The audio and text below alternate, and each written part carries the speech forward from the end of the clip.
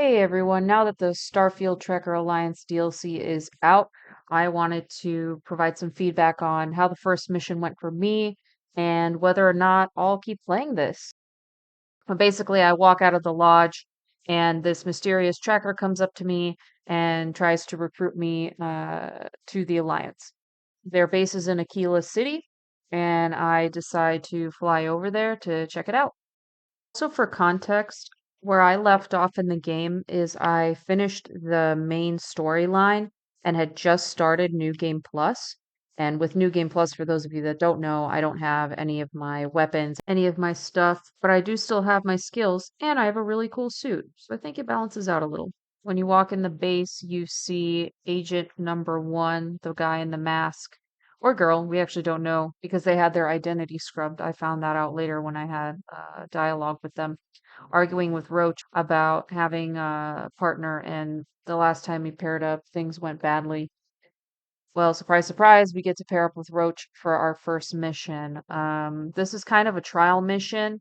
This is based on the dialogues that I chose. Maybe it would turn out differently if you chose something else. They let me know that the first mission is for Hannibal Eutropio. He's wanted for 94 counts of spaceship grand theft. And we know he has a chop shop, but we don't know where. However, there is an associate of his named Adrastos Dakota located somewhere in the city, and we can try to get info from him. Something new in this DLC is that you can use your scanner to find a bounty. So you just have your scanner out, and when you see the bounty, it'll be red versus the other citizens, which are just blue. It took me an embarrassing amount of time to find this guy. I think the game actually felt bad for me because eventually I got to a point where it gave me how far away he was. Once I found him, I did do a quick save, thinking that I might go back. But then I figured, hey, you know what? First time, let's just let it happen how it's going to happen. So I tried to persuade him to give me some information, but he wouldn't do that. I have no idea if you can or can't persuade him, so that could be an interesting thing that you guys can try if you're patient.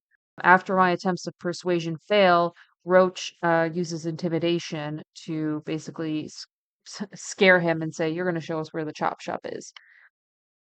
Adrastos agrees, and we decided to take a decoy ship, which oddly looks a lot like the ship that I had for my first playthrough. So if any of you guys have played through this and saw the same thing, let me know in the comments. I wonder if they made it the same or if they did that on purpose so it's easier for us to handle, or I don't know. But I thought that was really interesting. Adrastos hails the chop shop for us, and then we're able to board. First things I notice is that gravity is off. So movements, in my opinion, are a little wonky. It just takes some getting used to. It almost feels like when you have the power, when you're trying to get power in this game and you have to go up and down. I wasn't a big fan of that, but I had to adjust quickly if I wanted to get through the mission. This pistol that I have, I just wanted to make a side comment. I usually do not like pistols, but I was really impressed with this one.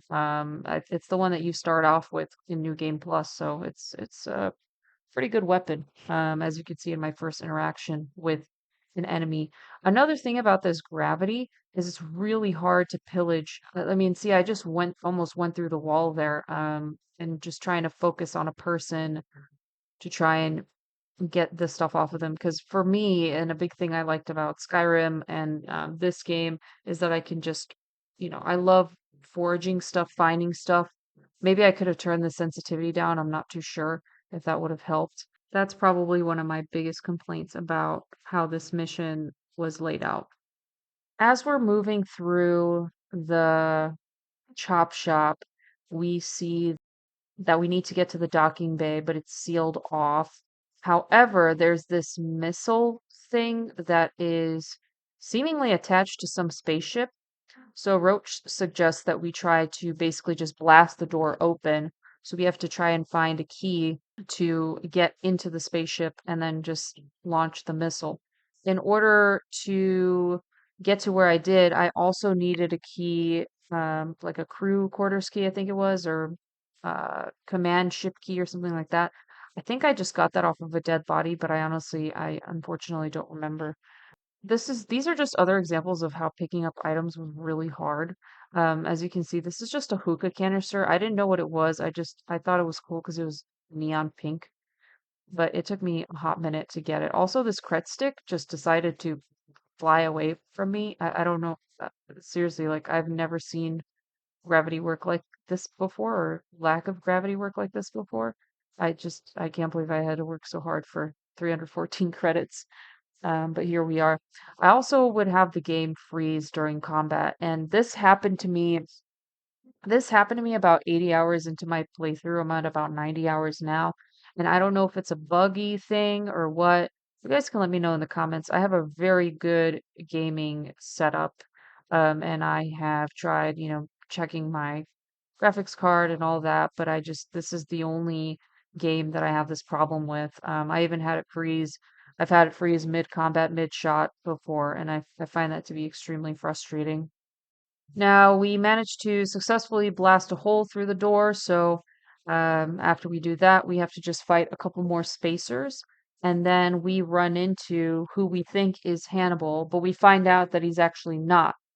Hannibal uses other people as cover, so nobody knows who he is, and it turns out this whole time, the real Hannibal was the one that we thought was Adrastos, and he was on our ship. He ends up stealing our ship and leaving us high and dry, but not really, because he does leave us with a bunch of loot, such as cutters and a new spacesuit. And then he also gives us a junker spaceship to fly home on, which I fast traveled, so I had no issues coming back.